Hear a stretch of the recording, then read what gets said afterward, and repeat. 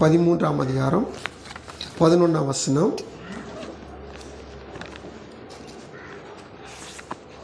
கடைசியாக சகோதரரே, சந்தோஷமாயிருங்கள், நற்சீர் பொருந்துங்கள், ஆறுதல் அடையுங்கள், ஏக சிந்தையாயிருங்கள், சமாதானமாயிருங்கள். அப்பொழுது அன்புக்கும் சமாதானத்துக்கும் காரணராகிய தேவன் உங்களோடே கூட இருப்பார். ஆமென். எங்கள் அன்பின் ஆண்டவரே, உமக்கு ஸ்தோத்திரம்ப்பா.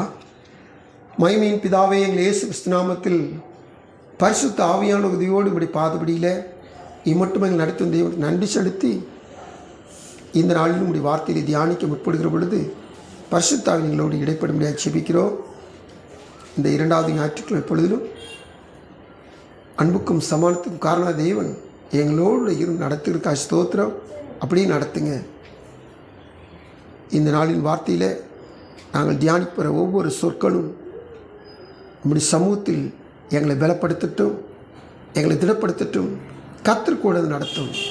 வசனத்தை கேட்குற பிள்ளைகளையும் வசனத்தை சொல்கிற அடிமை பலப்படுத்தும். பரிசுத்தாவின் வாழ்நாள் முழுவதுக்கும் பிரயோஜனம் போதித்து நடத்தும். மீட்பர் இயேசு கிறிஸ்துவின் தாழ்மையோடு வருகிற ஜெபங்கள் நல்ல பிதாவே, ஆமென். ஹல்லேலூயா. கர்த்தருடைய நாமம் மகிமைப்படுவதாக. ஆண்டு சமூகத்தில் அன்புக்கும் சமானத்துக்கும் காரணராய் தேவன் நம்முடனே கூட இருப்பார் என்ற வாக்கை நாம் தியானித்து வருகிறோம். கர்த்தர் நம்ம கூட இருந்தால் தான் பக்தன் பாடலின்படி என்னாலும் வெற்றி உண்டு, என்னாலும் ஒரு பாதுகாப்பு உண்டு, என்னாலும் ஒரு நித்தியத்துக்கு நான் நடத்தப்படுகிற வழி நடத்தல் உண்டு. அல்லேலூயா. பக்தன் இப்படியா பாடினார், நீர் என்னோடு இருக்கும்போது என்னாலும் வெற்றி வெற்றியே, தோல்வி எனக்கு இல்லை, நான் தோற்று போவது இல்லை. அல்லேலூயா. மலைகளையும் தாண்டுவேன், பள்ளத்தாக்குலையும் கடந்துடுவேன், சதிகளையும் முறியெடுப்பேன். பக்தனுடைய பாடல் பாடிச்சார். நல்லா கவனிச்சு கேளுங்க. கர்த்தர் நம்ம கூட இருக்கணும். அவர் வாக்கு பண்ணியிருக்கிறார். இவர் கூட இருந்தால் தான் வெற்றி வாழ்க்கை வாழ முடியும். அதற்கு இந்த கூட இருக்கிறத குறித்து அநேக வேத வசனங்கள் உண்டு. அதை நம்ம தியானிக்கல.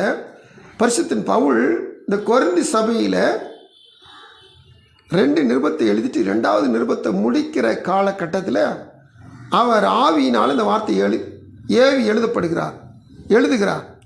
அப்படி எழுதும்போது இந்த 11ஆம் வசனத்தில் ஒவ்வொரு காரியங்களை சொல்லி அப்பொழுது தேவன் உங்களோடு கூட இருப்பார் அப்படி சொல்லுகிறார்.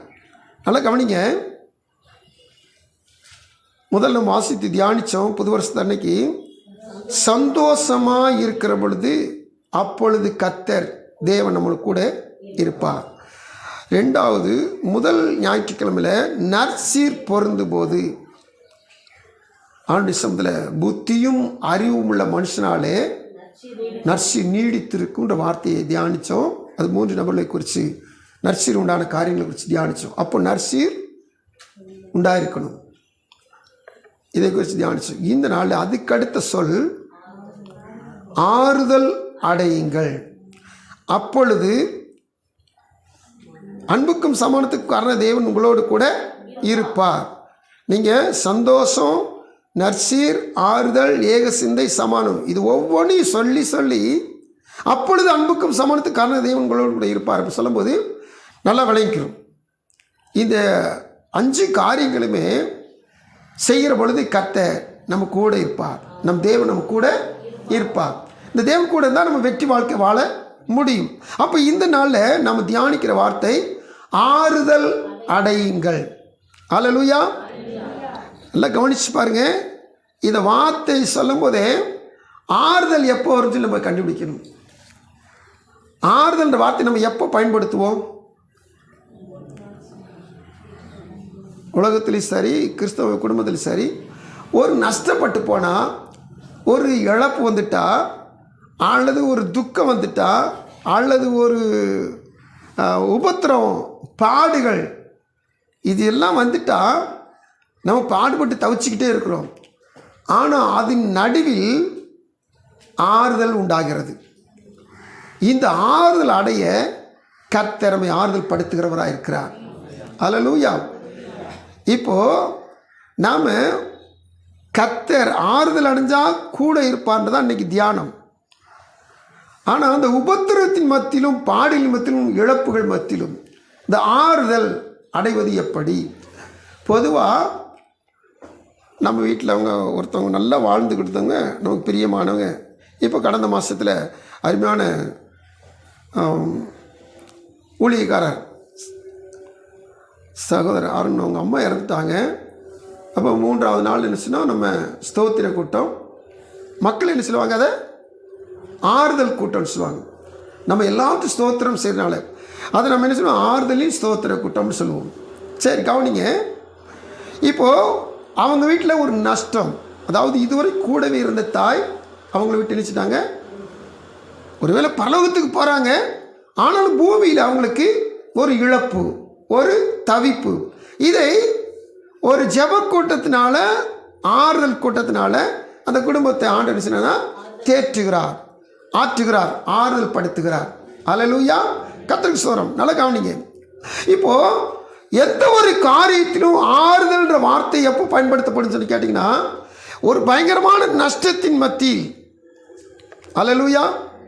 தம்பி கடந்த மாத கடைசியில் விழுந்துட்டான். கர்த்தரை மகா பெரிய கிருபை. கர்ணம் தப்புனா மரணம் சொல்ல பார்த்தீங்களா, அது தலையில் தான் அடிபட்டுருக்குது. ஆனால் கொஞ்சம் ரத்தம் வெளியே வராமல் உள்ள ஸ்டோரேஜ் ஆச்சுன்னா இது பாடுகள் பெரிய பாடாக போயிடும். அதனால கர்த்தருடைய சமூகத்தில் இப்போ கர்த்தர் நம்மை ஆற்றுகிறவராயிருக்கிறார், நம்மை தேற்றுகிறவராயிருக்கிறார். அல்லேலூயா. ஆறுதல் அடையுங்கள், அப்பொழுது சமாதானத்தின் காரணராய கர்த்தர், அன்புக்கும் சமாதானத்தின் காரணராய தேவன் நம்ம கூட இருப்பார். அப்போ ஒரு உபத்திரவம், ஒரு பாடு, ஒரு போராட்டம், ஒரு இழப்பு, ஒரு நஷ்டம், இந்த காரியங்கள் நடுவில் ஆறுதல் அடைய வேண்டும் என்று சொல்லி கர்த்தர் நமக்கு சொல்கிறவராக இருக்கிறார். இன்னைக்கு வார்த்தையை கவனிச்சு பாருங்க, ஒரு வித்தியாசமா இருக்கும். இந்த கிறிஸ்தவ வாழ்க்கை என்று சொன்னாலே 1 பேதுரு 4:14 நீங்க வாசித்து பார்த்தீங்கன்னா இந்த வசனம் இப்படி சொல்லுது. பேதுரு சொல்றார் பாருங்க, நீங்கள் கிறிஸ்துவின் நாமத்தின் நிமித்தம் நிந்திக்கப்பட்டால் பாக்கியவான்கள், ஏனென்றால் தேவனுடைய ஆவியாகிய மகிமையுள்ள ஆவியானவர் உங்கள் மேல் தங்கியிருக்கிறார். அவர்களாலே தூசிக்கப்படுகிறார், உங்களாலே மகிமைப்படுகிறார். அதாவது ஒருவன் கிறிஸ்தவனாய் இருப்பதினால், அந்த வார்த்தை, ஒருவன் கிறிஸ்துவனாய் இருப்பதினால் பாடுபட்டால் வெட்கப்படாமல் இருந்து அதன் நிமித்தம் தேவனை மகிமைப்படுத்த கடவன். போதும். 4:16 தான் சொன்னேன். அந்த வார்த்தை நல்லா கவனிச்சு பாருங்க. ஒருவன் கிறிஸ்தவனாய் இருப்பதினால் பாடுபட்டால். நல்லா கவனிங்க. இந்த வார்த்தை இயேசுனார் சொன்ன வார்த்தையிலிருந்து தான் பேதுரும் அதோடைய மறுவி அந்த வார்த்தை சொல்ல, அதோடைய வார்த்தை தொடர்ச்சியாக சொல்கிறார். இந்த வார்த்தை நல்லா கவனிச்சு பாருங்க. கிறிஸ்தவனாக இருந்தால் பாடு. உங்கள் வாழ்க்கையில் நீங்கள் இயேசுவை ஏற்றுக்கொண்டதுனால உங்களுக்கு இளைப்பாறுதல் உண்டு, உங்களுக்கு நித்திய ஜீவன் உண்டு, உங்களுக்கு பரலோகம் உண்டு, உங்களுக்கு வியாதியிலிருந்து, பிரச்சனையிலிருந்து, போராட்டத்திலிருந்து, துக்கத்திலிருந்து விடுதலை உண்டு. ஆனால் நீங்கள் வரும்போது விடுதலை பெற்றுக்கொண்டு நீங்கள் வாழ்நாள் முழுவதும் நீங்கள் கிறிஸ்துவுக்குள் இருக்கிறதுனால ஏதோ ஒரு காரியத்தில் பாடுபட்டுக்கிட்டே தான் இருக்கணும்.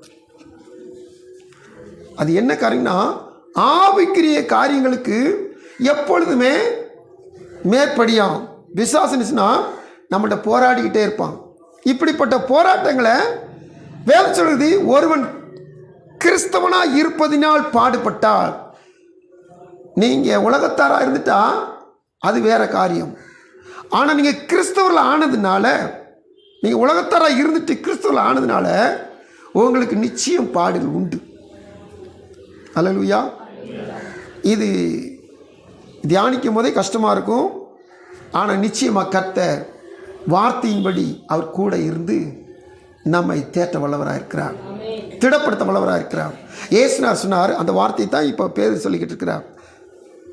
எல்லாருக்கும் மனப்பாடமாக தெரிஞ்ச வசனம் யோவான் 16:33. யோவான் 16:33, உலகத்திலே உபத்திரவம் உண்டு. கர்த்தருக்கு ஸ்தோத்திரம். கவனிக்கிறீங்களா? இயேசுனார் சீடர்கள்ட்ட சொல்லும்போது, நீங்கள் இனி ஏற்றுக்கொண்டீங்க, என் வழியில் நடக்கிறீங்க, நீங்கள் இனிமேல் எப்போதுமே சந்தோஷமாக தான் இருப்பீங்க அப்படி சொல்லலை. என்ன தான் சொன்னார்? உலகத்தில் உங்களுக்கு உபத்திரவம் உண்டு. உலகத்தை ஜெயித்தவர் சொல்கிறார், உலகத்தில் உங்களுக்கு உபத்திரவம் உண்டு. கர்த்தருக்கு ஸ்தோத்திரம். இந்த உபத்திரவத்தின் மத்தியில் தான் நம்ம சாட்சி வாழ்க்கை. இந்த உபத்திரவத்தின் மத்தியில் தான் ஒரு ஆறுதலை கத்த தருகிறவராக இருக்கிறார், ஆறுதல் அடைய செய்கிறவராக இருக்கிறார். இதை பவுல் தொடர்ந்து சொல்லுகிற பொழுது, அவர் ஊழியத்தின் பாதையில் கல்லெறிஞ்சிட்டாங்க, கல்லெறிஞ்சு செத்து போயிட்டான்னு சொல்லி அவரை இழுத்துட்டு ஊருக்கு வெளியே கொண்டு போகிறாங்க. அப்போஸ்தலர் 14ஆம் அதிகாரம் 22ஆம் வசனத்தை வாசிக்கிறோம். இப்போது இந்த பவுல் திரும்பமாக எந்திரிச்சு வந்து ஊழியங்களை செஞ்சுட்டு எந்த ஊரில் கல்லெறிஞ்சாங்களோ அந்த ஊருக்கு திரும்பி வந்து அந்த ஊரில் ரட்சிக்கப்பட்ட கிறிஸ்தவர்கள், ரட்சிக்கப்பட்ட சீடர்களை பார்த்து அவர்களோடு சம்பாஷிக்கிறார். இதை வார்த்தை சொல்கிறார். 22ஆம் வசனத்தை வாசிங்க. யாரு திடப்படுத்துறா? அடிப்பட்டவரை பார்த்துக்கிட்டு இருந்தவங்களை திடப்படுத்துகிறார். ஏன் தெரியுமா? இப்படிப்பட்ட வரங்களை பெற்ற பவுலு இந்த அடிபட்டு கிடக்கிறாரு, நாம் ஏமாத்திரம் சொல்லி ஒரு நினைப்பு வந்துடும். அப்போது இந்த கிறிஸ்துவ வேணான்னு சொல்லி ஒதுங்குற அளவுக்கு ஒரு நினைப்பு வந்துடும். இல்லை, இப்போ பவுல் என்ன செய்கிறாரு? யோபும் கூட அப்படி ஒரு வார்த்தை சொல்லுவார், நான் எவ்வளோ வேதனைப்படுத்தினாலும் ஏன் வார்த்தை உங்களை ஆற்றுன்னு சொல்லுவார். இப்போ இந்த பவுல் சொல்கிறாரு, அடிபட்டு கல்லெறிஞ்சு செத்துட்டான்னு இழுத்துட்டு போகப்பட்ட பவுல் இப்போ எந்திரிச்சு சொல்கிறாரு, சீசர்கள் என்ன செய்ய நான் திடப்படுத்தி விசுவாசத்தில் நிலைத்திருங்கள், நாம் அநேக உபத்திரவங்களின் வழியா கர்த்தருக்கு ஸ்தோத்திரம். இந்த பவுல் தேற்றுகிற தேற்றரவு பாருங்க, நாம் அநேக உபத்திரவங்களின் வழியாத்தான் தேவனுடைய ராஜ்யத்தில் கர்த்தருக்கு சொல். கிறிஸ்தவ வாழ்வு என்று சொன்னால் இது அப்படி பரவசத்தில் சந்தோஷத்தில் எப்போதும் நிலைத்திருக்கிறது கிடையாது. கர்த்தருக்கு ஸ்தோத்திரம். ஆண்டவர் சொன்ன ஐஸ்வர்யவான் லாசருடைய சம்பவத்தில் ஆண்டவர் என்ன சொல்றாரு?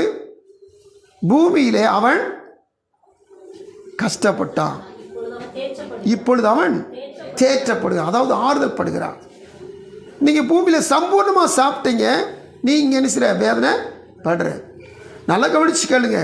அப்போ ஒரு உபத்திரவத்தை கடந்து வருகிற பொழுது தான் இந்த ஆறுதல் என்ற வார்த்தையை நம்ம பெற்றுக்கொள்ள முடியும். இப்போது வேதம் சொல்லுகிறது பாருங்க, ஆண்டு சமூகத்தில் காத்திருக்க தேவ பிள்ளைகள், 1 கொரிந்தியர் 1ஆம் அதிகாரம் 18ஆம் வசனத்தை வாசிக்கிற பொழுது, இங்கே சிலுவை பற்றிய உபதேசம் கெட்டு போயவர்களுக்கு பைத்தியமாக இருக்கிறது. கர்த்தருக்கு ஸ்தோத்திரம். இங்கே பவுல் சொல்கிற ஒரு காரியத்தை பாருங்க, நல்லா கவனிக்கும் போது, சிலுவையை பற்றிய உபதேசம் அப்படின்னு என்ன அர்த்தம்? இயேசுடைய பாடுகளும் மரணங்களும், இதில் தான் நமக்கு ரட்சிப்பு இருக்குது.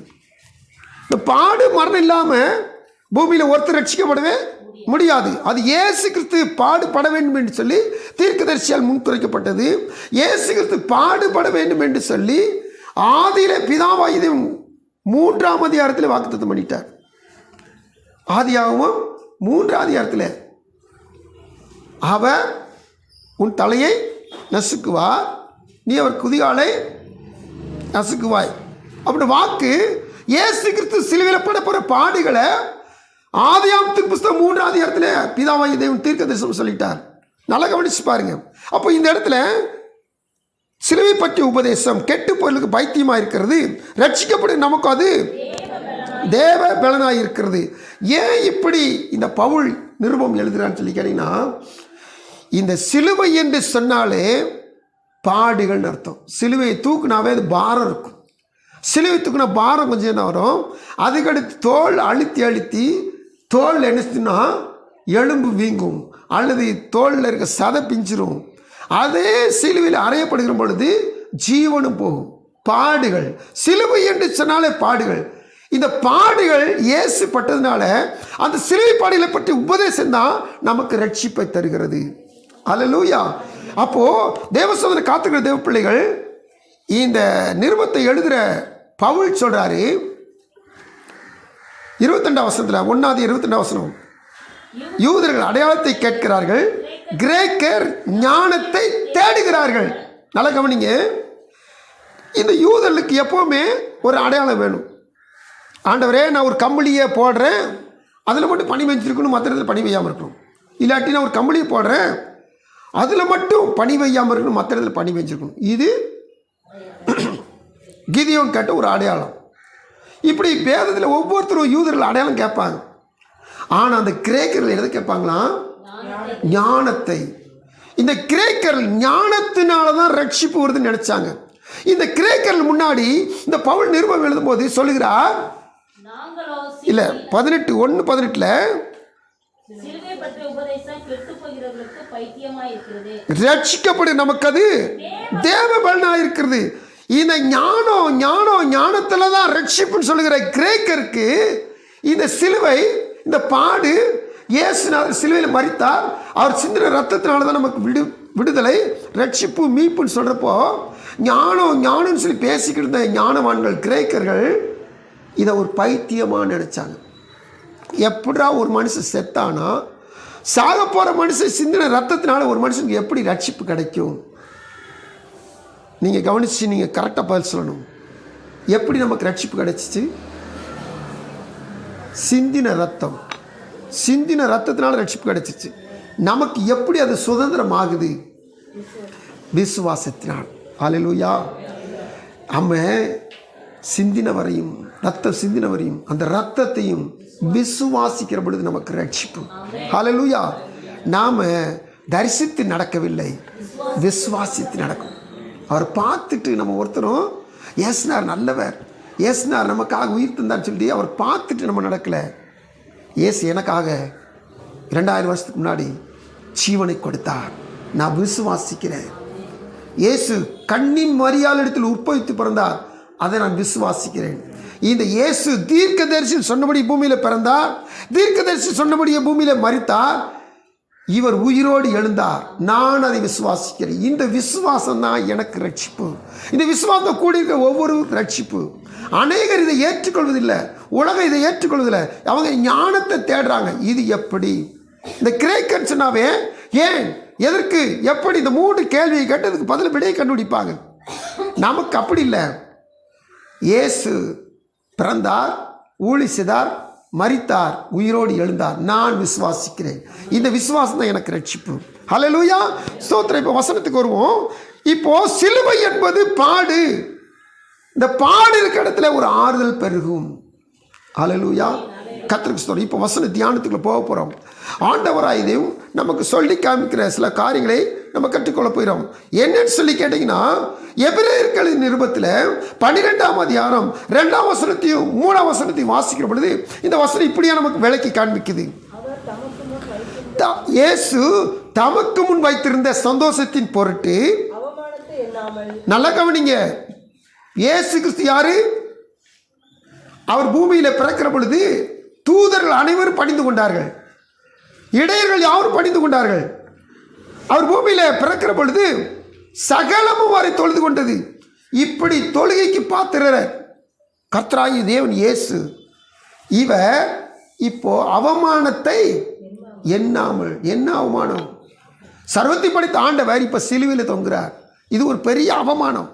ஆனால் அந்த அவமானத்தை அவர் கணக்கில் எடுக்கவே இல்லை. காரணம் என்ன சொல்லுங்க? எனக்காக.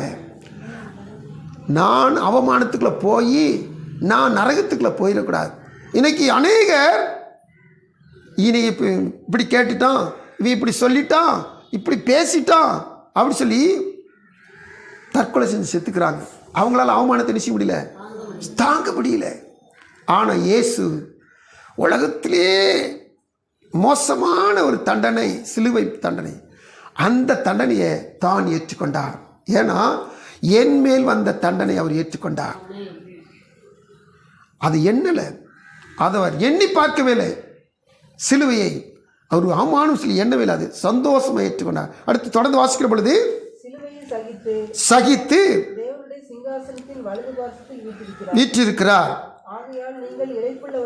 இப்ப நமக்கு வசனம் வருது, நீங்கள் இளைப்புள்ளவர்களாய் உங்கள் ஆத்துமாக்களில் சோர்ந்து போவதற்கு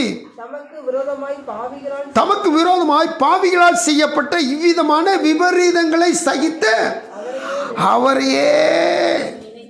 ஸ்தோத்திரம். தம்பிகளா கவனிக்கிறீங்களா? பாவிகளால் செய்யப்பட்ட பயங்கரமான மோசமான காரியங்கள், இப்படிப்பட்ட விபரீதங்களை சகித்த அவரையே உங்க நினைவில் கொள்ளுங்கள். ஸ்தோத்திரம். இப்போ எனக்கு எந்த ஒரு அவமானம் வந்தாலும் இந்த அவமானத்தை நான் நினைக்காம இயேசுவிற்கு வந்த இயேசுநாதருக்கு வந்த அவமானத்தை நினைச்சிட்டுனா எனக்கு வந்த அவமானம் ஒரு தூசி. ஸ்தோத்திரம். தேவ சமூகத்தில் கணவன் பைபிள் வாசிக்கிற பார்த்துமே அடித்து காயம் உண்டாக்கி பைபிளை கிழிச்சு தீ வச்சு இப்படிப்பட்ட காரியம் நடக்குது. ஐயோ, நம்ம கணவனுக்கு இந்த பைபிள் பிடிக்கல, நான் கணவனுக்கு ஆர்டர் பிடிக்கல அப்படின்னு விட்டுட்டா அதோட நம்ம நினைச்சிடுவோம், நரகத்துக்கு நேரம் போயிடுவோம். ஆனால் அதன் மத்தியிலும் அந்த பாடியின் மத்தியிலும் இந்த இயேசு எனக்கு போதுமானவர். என்னை அடித்த இந்த கணவனை ஒரு நாள் கர்த்தர் ரட்சிப்பார். என்னை துன்பப்படுத்தின இந்த கணவனை ஒரு நாள் என் கூட ஆலயத்து கொண்டு வருவார். அந்த விசுவாசத்தில் வாடுற பார்த்தீங்களா? அல்லேலூயா. தேவ சமூகத்தில் காத்துக்கிற தேவ பிள்ளைகளே, இந்த ஆறுதல் படுத்துகிற தெய்வம் இன்னைக்கு நமக்கு வசனம் தருகிறார். இவ்விதமான விபரீதங்களை சகித்த அவரையே நினைத்துக் கொள்ளுங்கள். இவ்விதமான விபரீதங்களை சகித்த இயேசுவையே நினைத்துக் கொள்ளுங்கள். எல்லா விதத்திலும் ஆறுதல் அடைய வேண்டும் சொல்லுகிற பவுல் இப்போ நமக்கு இந்த வார்த்தைகள்லாம் ஒரு அறிமுகமாக சொல்லி விடுகிறார். தொடர்ந்து அவனுடைய வார்த்தை வாசிக்கும் பொழுது 2 கொரிந்தியர் நம்ம வாசித்த வாக்குத்தத்த வசனத்தின் அதிகாரம் 1ஆம் அதிகாரம் 13வது வாக்குத்தத்தம் 1ஆம் அதிகாரத்தில் 3ஆம் வசனம் 4ஆம் வசனம் 5ஆம் வசனம் வாசிக்கிற பொழுது இங்கே ஆறுதலின் தேவன் என்று சொல்கிற வார்த்தையை நாம் வாசிக்கிறோம்.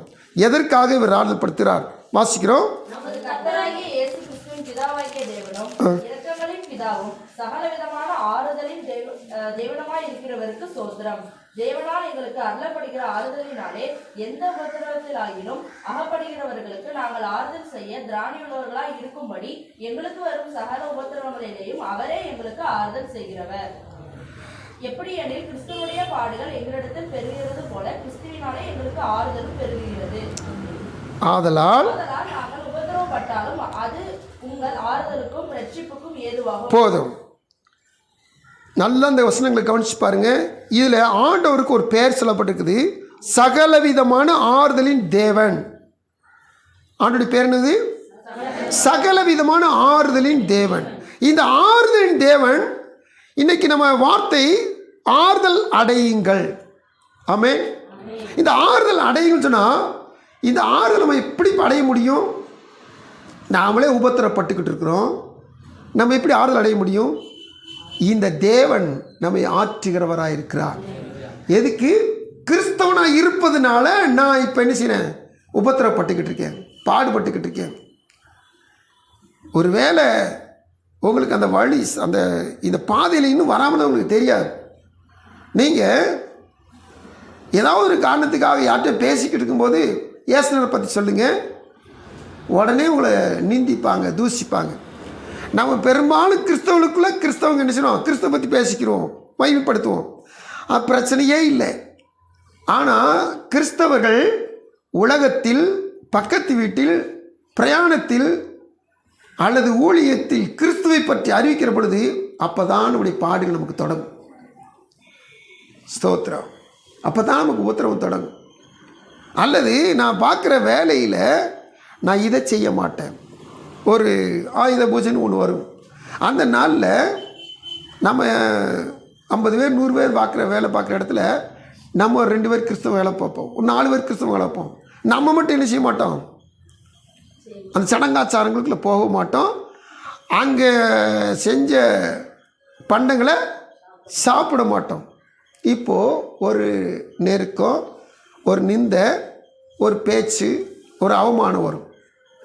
ஒருவன் கிறிஸ்தவனாக இருப்பதினால் இப்போ நீங்கள் உபத்திரப்படுறீங்க. இப்படி பல காரியங்களை நீங்கள் நினச்சி பாருங்கள். நீங்கள் கிறிஸ்தவர் ஆனதுனால ஒரு பக்கத்தில் அல்லது உறவுகளில் ஒரு சொந்த பந்தத்தில் ஒரு இறப்பு வந்துட்டு அந்த காரியத்தில் அநேக சடங்காச்சாரங்கள் செய்வாங்க. இப்போ நம்ம ஒதுங்கி ஒதுங்கி நிற்போம். இப்போது என்ன பேசுவாங்க? அவன் வேதத்துக்கு போயிட்டான், சாதாரண சொல்ல மாட்டாங்க, திட்டி சொல்லுவாங்க. சடங்காச்சாரங்கள் நம்ம விலகி வாழ்கிற பொழுது, பாரம்பரியத்துக்கு, பாவங்களுக்கு, உலக காரியங்களுக்கு விலகி வாழ்கிற பொழுது, நீ கிறிஸ்தவனாக இருப்பதனால் நீ துன்பப்படுகிறாய். இப்பொழுது உன்னை ஆறுதல் படுத்துகிற சகலவிதமான ஆறுதல் தேவன் உன்னை ஆறுதல் படுத்துகிறவராக இருக்கிறார். அல்லேலூயா. இப்போ 3ஆம் வசனத்தில் சொல்லுது, சகலவிதமான ஆறுதல் தேவனுமாய் இருக்கிறவருக்கு ஸ்தோத்திரம். தேவனால் எங்களுக்கு அருளப்படுகிற ஆறுதலினால எந்த உபத்திரவத்தில் ஆகிலும் அகப்படுவதற்கு நாங்கள் ஆறுதல் செய்ய திராணி உள்ளலாகும்படி எங்களுக்கு வரும் சகல உபத்திரவங்களிலும் அவரே எங்களுக்கு ஆறுதல் செய்கிறவர். திரும்பி திரும்பி ஒரே வார்த்தை சொல்கிறது போல இருக்கும். ஆனால் நல்லா கவனித்து நீங்கள் வசனத்தை வாசிக்கணும்.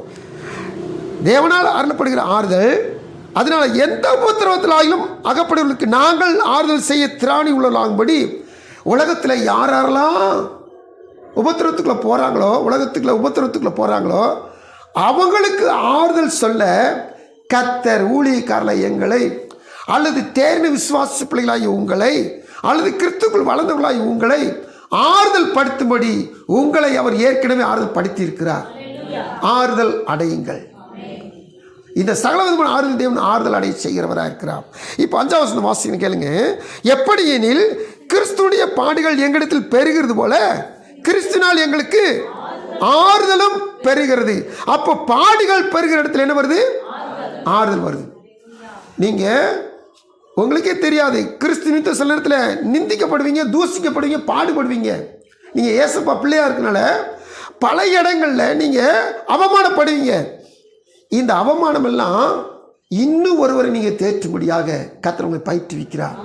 அது மட்டும் இல்லை, நீங்கள் எப்போ அவமானப்படுங்களோ அப்போயெல்லாம் கர்த்தர் உங்கள் கூட இருக்கிறார். ஸ்தோத்திரம்.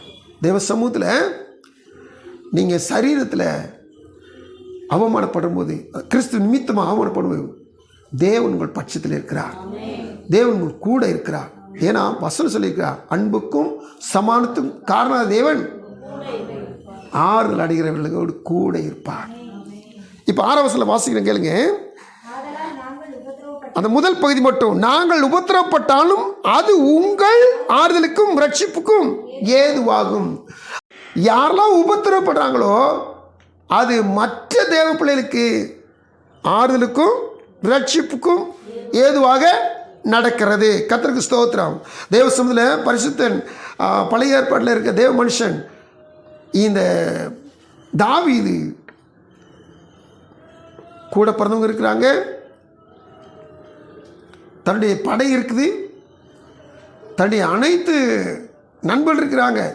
இவங்க எல்லாரும் சேர்ந்து அவங்க மனைவி பிள்ளைகளை அமலேக்கியர் பிடிச்சிட்டு போயிட்டாங்கன்னு சொல்கிறதுக்காண்டி சொல்லிட்டு கேள்விப்பட்டதில் என்ன செய்கிறாங்கன்னா, இந்த தாவீதை கல்லெறின்னு சொல்லி கோபத்தில் இருக்காங்க. இந்த தாவீது பின்பற்றி எவ்வளவு நஷ்டப்பட்டாலும் எவ்வளவு பாடுபட்டாலும் பரவாயில்ல, ஆனால் இப்போ மனைவி பிள்ளைகளை இழந்துட்டு நிற்கிறோமே, சொத்து சுகம் போனாலும் பரவாயில்ல, குடும்பத்தை இழந்துட்டு நிற்கிறோமே, இதெல்லாம் தாவீதை பின்பற்றதுனால இந்த தாவீதை கல்லை விட்டு எரிஞ்சு கொன்னே ஆகணும். 1 சாமுவேல் 30:6 வாசிக்கிறோம். தாவீது மிகவும் நெருக்கப்பட்டான்.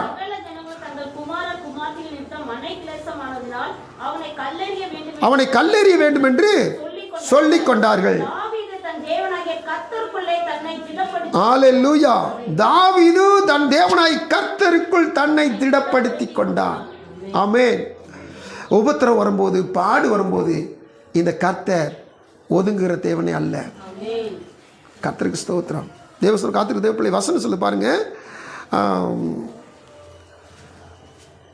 சங்கீதங்களின் புஸ்தகம் 22 வாசி 22, 24 வாசிங்க. எண்ணாமலும் தம்முடைய முகத்தை அவனுக்கு மறைக்காமலும் இருந்து தம்மை நோக்கி அவன் கூப்பிடுகையில் அவனை கேட்டருளினார். அல்லேலூயா. நீங்க பாடுபடுறீங்கன்னா ஆறுதலின் தேவன் உங்களை அற்பமாக எண்ணாம உபத்திரப்படுகிற உங்களுக்கு அவர் ஆறுதல் செய்கிறவராக இருக்கிறார். இந்த தேவன் ஆறுதல் செய்கிறான்னு சொன்னீங்கன்னா அவர் எங்கே இருக்கிறார்? கூட இருக்கிறார். ஒருத்தர் அழுதுகிட்டு இருக்கிறா, அல்லது ஒரு பிள்ளை அழுதுகிட்டு இருக்கு, கண்ணீரை துடைக்கிறாங்கன்னா அந்த தாய் எங்கே இருக்கிறா? கூட இருக்கிறாங்க. அல்லேலூயா.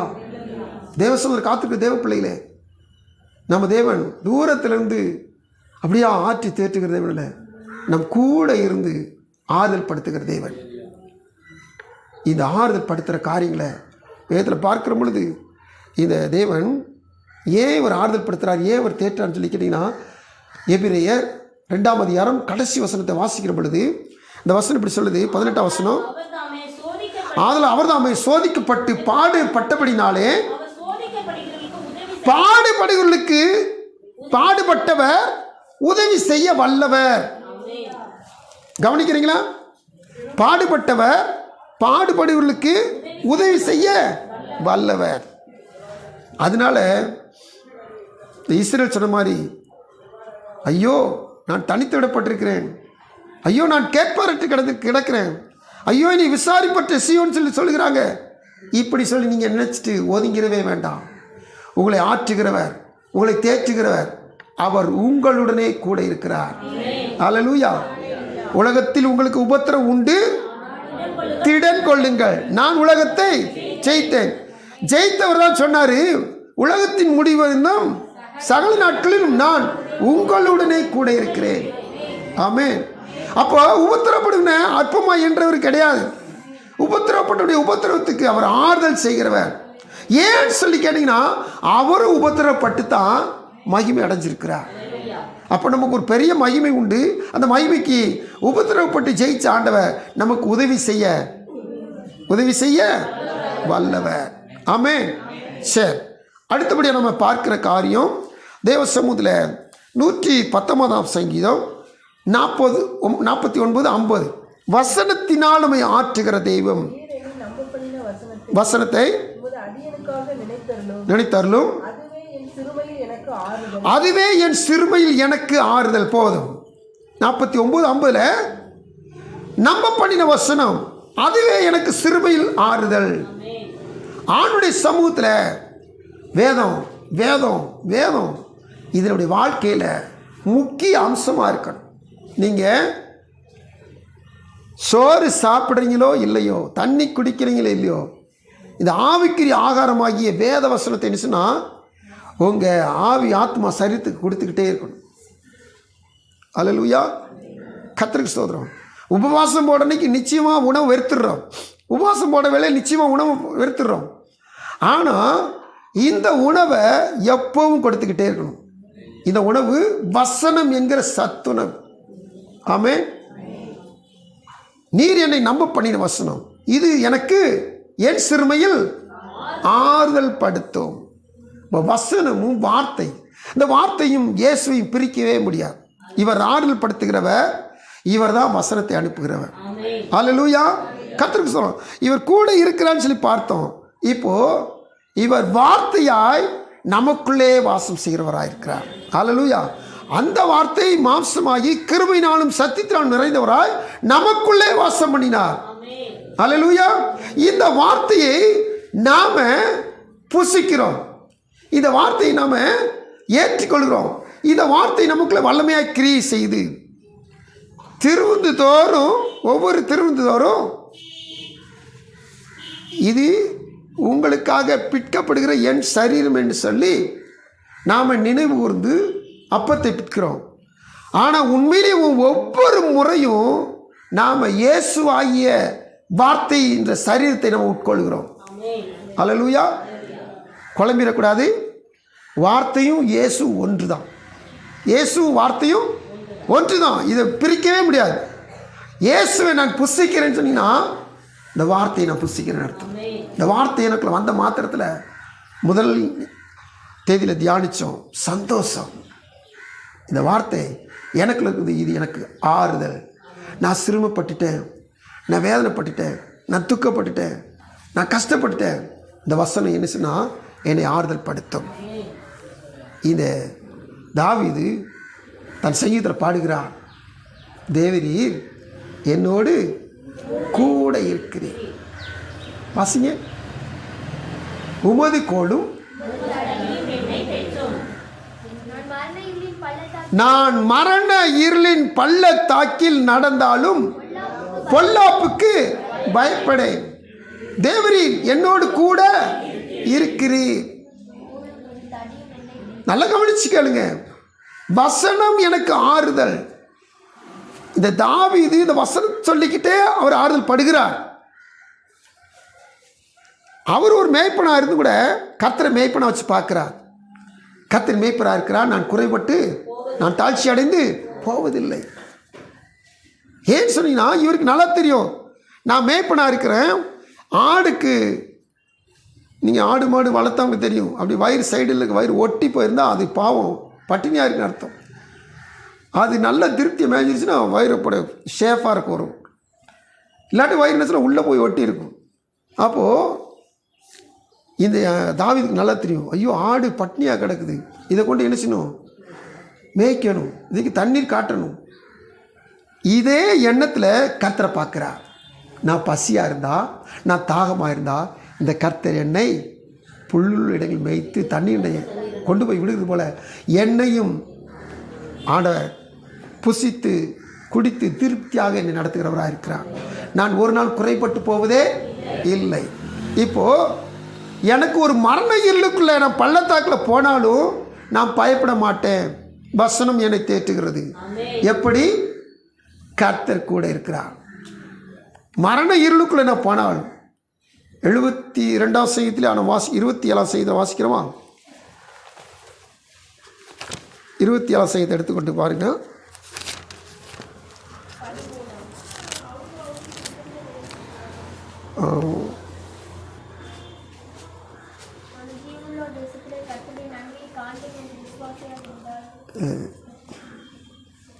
இந்த கர்த்தரின் ஜீவன் பலனானவன் வெளிச்சம் 1ஆம் வசனம் தான்.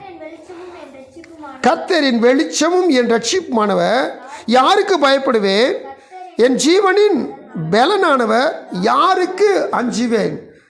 இந்த தாவீது தான் 23 சொன்னார். மரண இருளுக்குள்ள நான் போனேன்னா நான் பயப்பட மாட்டேன், ஏன்னா கர்த்தர் கூட இருக்கிறார். இப்போ கர்த்தர் எப்படிப்பட்டவராக இருக்கிறீங்கன்னா 27:1 என் வெளிச்சம் என் ரட்சிப்பு. ஹல்லேலூயா.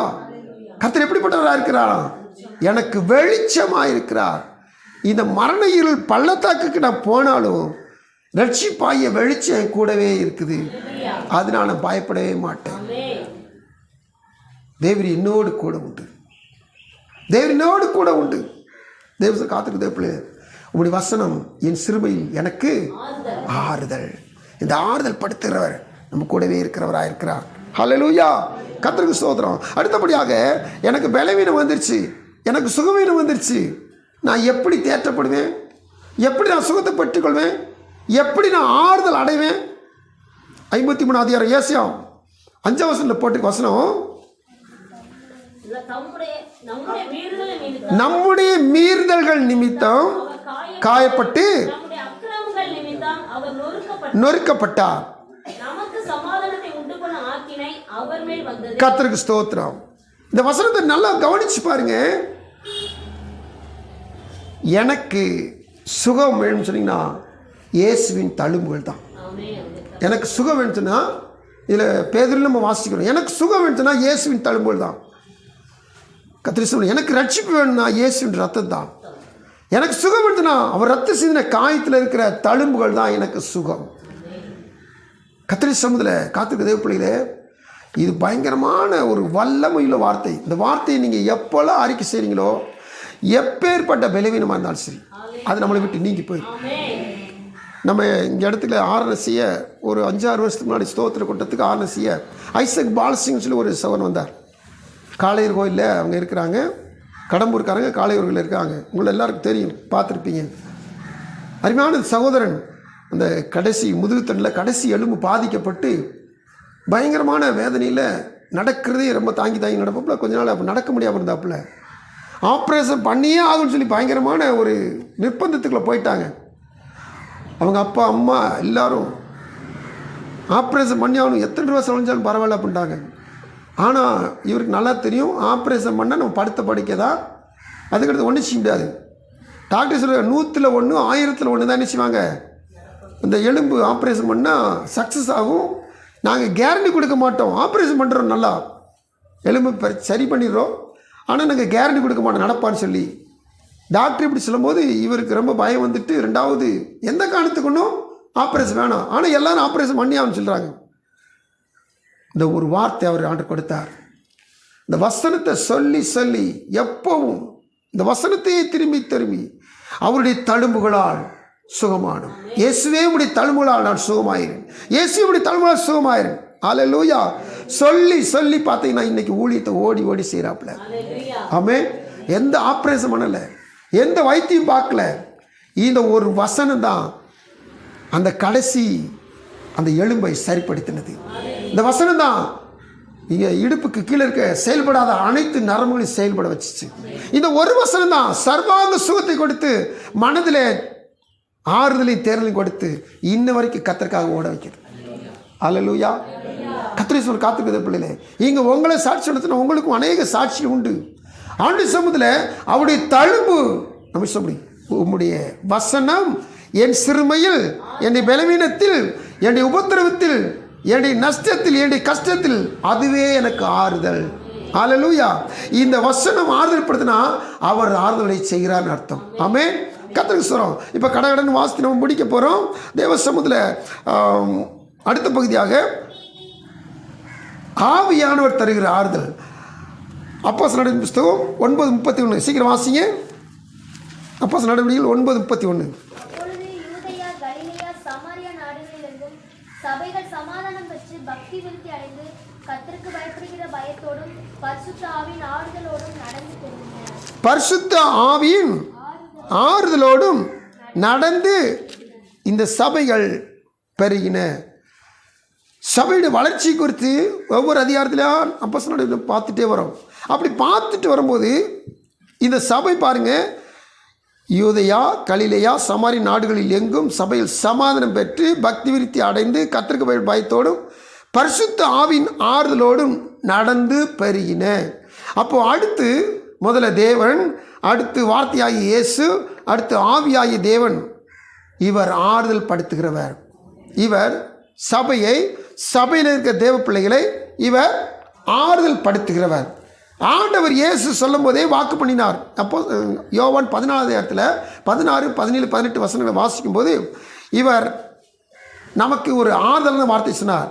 நான் வேண்டிக் கொள்வேன், அப்பொழுது என்றென்றைக்கும் உங்களுடனே கூட இருக்கும்படிக்கு சத்திய ஆவியாகிய வேறொரு தேற்றவாளனை அவர் உங்களுக்கு தந்தருள்வார். சத்திய ஆவியாகிய வேறொரு தேற்றவாளனை அவர் உங்களுக்கு தந்தருள்வார்.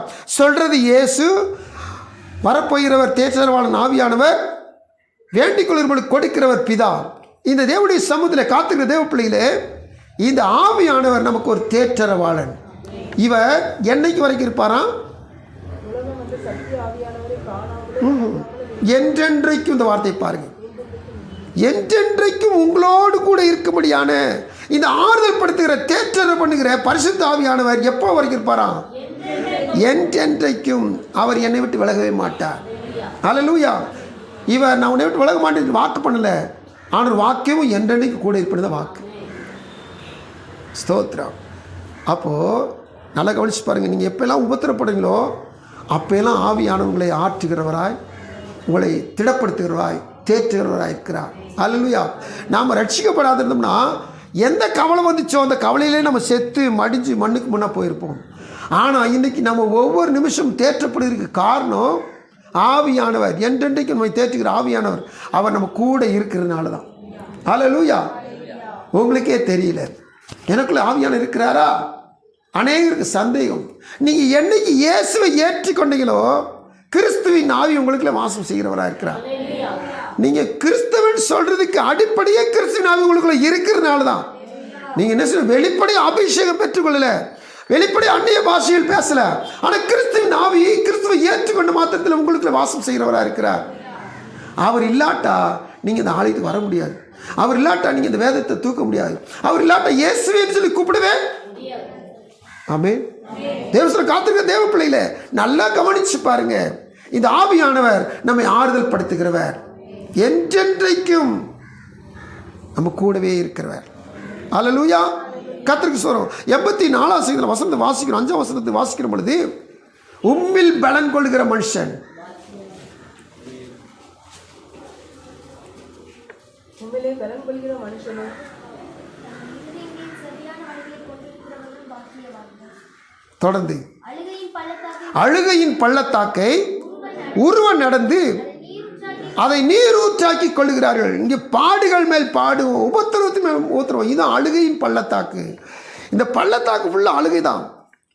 அதை உருவ நடந்து நீரூற்றாக்கி கொள்ளுகிறார்கள். இவங்க 5 வசனத்தில் உம்மில் பலன் கொள்ளுகிறவர்கள் யாரா? கர்த்தரில் பலன் கொள்ளுகிறவர்கள்.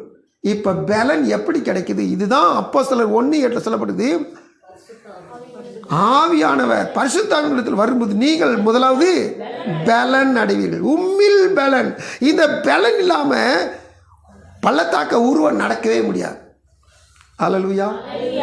பாடுகள், போராட்டங்கள், உபத்திரங்கள், நஷ்டங்கள், இழப்புகள், எல்லா விதமான நேரங்களிலும் நம்மை பலன் அடைய செய்கிறவர் ஆவியானவர். இவர் தான் பலப்படுத்துகிறவர். இவர் தான் நம்மை தேற்றுகிறவர். இவர் பேரும் தேற்றரவாளன், கம்ஃபர்டர். இந்த தேற்றரவாளன் என்றென்றைக்கு நம்ம கூட நம்ம என்ன சொன்னால் தேற்றுகிறவரா இருக்கிறார். இதுக்கடுத்து ஏசாயா 28 வாசிக்கிறோம் 11-12. பரியாச உதடுகளினாலும் அந்நிய பாஷையினாலும் இந்த ஜனத்தோட பேசுவார். இதுவே நீங்கள் இளைத்தவனை இளைப்பாற பண்ணத்தக்க இளைப்பாறுதல், இதுவே ஆறுதல் என்று அவர்களோடு அவர் சொன்னாலும் கேட்க மாட்டோம் என்கிறார்கள். இதுவே ஆறுதல். அவங்க கேட்காட்டி போகிறாங்க, கேட்காதுங்க கேட்காம போயிட்டு போகிறாங்க. ஆனால் இதுதான் நமக்கு ஆறுதல். என்னது? 11-12. 11 என்ன போட்டிருக்கு? பரியாச கர்த்தர் நம்மோடு இடைப்படுகிறவர். எப்படி? பரியாச உதடுகளினாலும் அந்நிய பாஷைகளினாலும். அந்நிய பாஷை பேசும்போது அது மற்றவங்களுக்கு எப்படி தெரியும்? ஏதோ வளர்றாங்க அப்படின்னு சொல்லுவாங்க. இதுதான் பரியாசம் பண்ணுதல், பரியாச உதடுகள். இந்த பரியாச உதடினாலும் அந்நிய பாஷையினால் கர்த்தர் வரான் பேசுகிறவராக இருப்பார். ரொம்ப பேர் சொல்லுவாங்க, ரட்சிக்கப்பட்ட தேவ பிள்ளைகளே அப்படி சொல்லுவாங்க. பரியாச உதடுகள் அது அந்நிய பாஷை. இது வரம். இந்த வரங்களை பெற்றுக்கொள்ளும் பொழுது இது அவர்களுக்கு, இது நமக்கு ஆறுதல். அல்லேலூயா. நீங்கள் அபிஷேகம் பெற்றவங்க, ஆவியில் நிறைஞ்சு தேவசனம் ஏதாவது ஒரு பிரச்சனை நேரத்தில் வேறு ஒன்றும் ஜெபிக்காமல் தேவசனம் சில நேரத்தில் தனியாக உட்காந்து அந்நிய பாஷை பேசிட்டுருங்க. உங்களை என்ன துக்கப்படுத்துச்சோ அப்பயே உங்களுக்கு ஒரு ஆறுதல் உண்டாக முடியாது. கர்த்தர் ஒரு பெரிய மாற்றத்தை உண்டாக்குவார். உங்களை தேற்றுவார், உங்களை திடப்படுத்துவார். எனவே ஆறுதல் அடையுங்கள். அப்பொழுது அன்புக்கும் சமானத்துக்கும் காரண தேவன் உங்களோடு கூட இருப்பார். இந்த அன்பின் தேவன் கூட இருக்க, இந்த அன்பின் தேவனுடைய சமூகத்தில் ஆறுதலை பெற்றுக்கொள்வோம். ஆறுதலை கொடுக்கிறவர் நம்ம கூட இருக்கிறார். ஆறுதல் அடைவோம். கர்த்தர் தாமே தொடர்ந்து நம்மை கூட இருந்து நம்மை நடத்துவாராக. கண்களை மூடி ஆண்டு சொல்லி ஜெபிக்கலாம். அன்பின் பரலோக பிதாவை கோடி ஸ்தோத்திரப்பா. மைமின் ராஜாவை நீங்கள் கொடுத்த இந்த வாரத்தின் முதல் நாள் காலை பொழுதிலே கர்த்தரை ஆராதிக்கவும் கர்த்தருடைய வார்த்தை தியானிக்கும் எங்களுக்கு உதவி செய்வதற்காக ஸ்தோத்திரம். நாங்கள் ஆறுதல் அடைகிற பொழுது அன்பின் சமாதான தேவன் எங்களோடு கூட இருப்பேன் வாக்கு பண்ணியிருக்கீங்க. நாங்கள் வெற்றி வாழ்க்கை வாழ உபத்திரவத்தில் நாங்கள் ஆறுதல் அடைந்து நீங்கள் கூட இருக்கிறீங்க என்ற அந்த நம்பிக்கையில் விசுவாசத்தில் நாளுக்கு நாள் விருத்தி அடைந்து வளர உதவி செய்யுங்க. அன்பின் ஆண்டவரே, வார்த்தை கேட்ட பிள்ளைகள், வார்த்தை சொன்ன அடிமை, இன்னும் அந்த வார்த்தை எங்கெல்லாம் கடந்து செல்கிறதோ அன்று இந்த வார்த்தை ஒவ்வொரு தேற்றிட்டும் ஆண்டவரே. எல்லாருடைய உபத்திரவத்திலும் உடைய வார்த்தை, உடைய வசனம் ஒவ்வொரு ஆறுதலை செய்யட்டும் ஆண்டவரே. விபரீதங்களை சகித்தவர் ஆண்டவரே, அவமானத்தை எண்ணாதவர் ஆண்டவரே, வார்த்தைகளுக்கு தந்து சுகத்தை தருகிற ஆண்டவர். உம்முடைய சமூகத்தில் ஆவியிலே நடந்து பெருக, உபத்திரவத்தின் நேரத்திலும் தேற்றர பண்ணி என்றென்றைக்கு எங்களோடு இருக்கிறவர். தொடர்ந்து நடத்துங்க, கூட இருங்க. சமாளித்து தேவன் கூட இருந்து நாங்கள் செபிக்கிறோம். விலகாதவர், கைவிடாதவர், கடைசி வரை காக்கிறவர், நீங்கள் நடத்தும்படியாக மீட்பர் இயேசு நாமத்தில் பணிவன்போடு மன்றாடுகிறோம். ஜெபம் கேளும் நல்ல பிதாவே, ஆமென்.